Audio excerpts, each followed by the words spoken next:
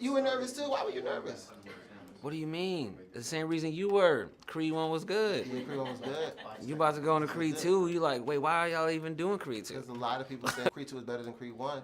Word? And I thought it was phenomenal, man. Just being able to work with this amount of talent. Because your first movie, you had a lot of talent too, but this one was like on a whole nother level. You got legends, was it? Having them at your hands at such a young age. What went through your mind when you got this opportunity?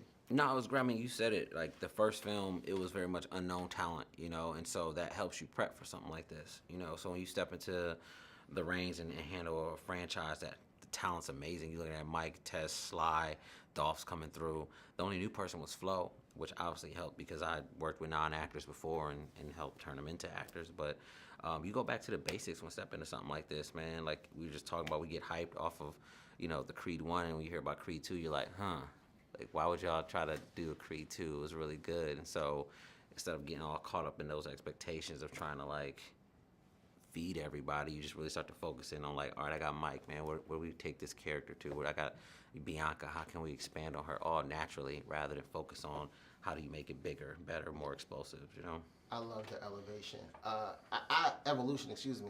I asked Michael the question at the press conference. Getting Michael B. Jordan coming off of Black Panther, he's hotter than ever. Ryan's hotter than ever. And I know we touched on it briefly, but what goes through your mind day one after getting him off of the Tales of Black Panther? Well, as a director, it's a few, man. I think, he just finished, like you said, Black Panther, but he's a dedicated dude. Like he had to go on tour, and then he took Corey with him, and he's training. They're like showing me videos, him working on his southpaw, because we're gonna switch up, do something there. So like he's dedicated throughout. But when he came on set, we just was making sure he was Adonis, and he knows he has to get into that character. And there's moments where he turned into Killmonger for sure. You know what I mean? It's like we gotta bring it back, so we gotta bring it back. But like ultimately the relationship and the shorthand was real, and so we just had real honest convos about the character and where we want to go in moments. So yeah, he's on point, man.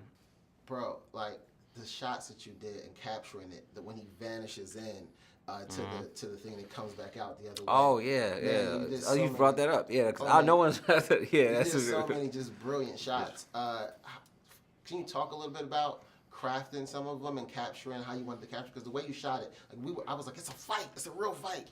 Yeah, no, I just wanted surreal moments, you know what I mean? I love blending reality and then with a little bit of genre, you know what I'm saying? And so when I approach something like this, I go to references that are outside the box, so movies that aren't necessarily boxing films or movies that aren't in the Rocky and Creed franchise, but I keep the concept in mind of, okay, we need a bigger walkout because it's a Rocky film, but yet, like, he's going through a dark moment. Like, how do we show that? He's having doubt, and then now he's trying to make up for that doubt. Let's go big on the other end. And how do we show the transition visually? So I'm big on color, I'm big on music. As you've seen The Land, like I had, a pretty decent soundtrack, and then just having artists and all those basically make up my style ultimately and trying to create something different and new.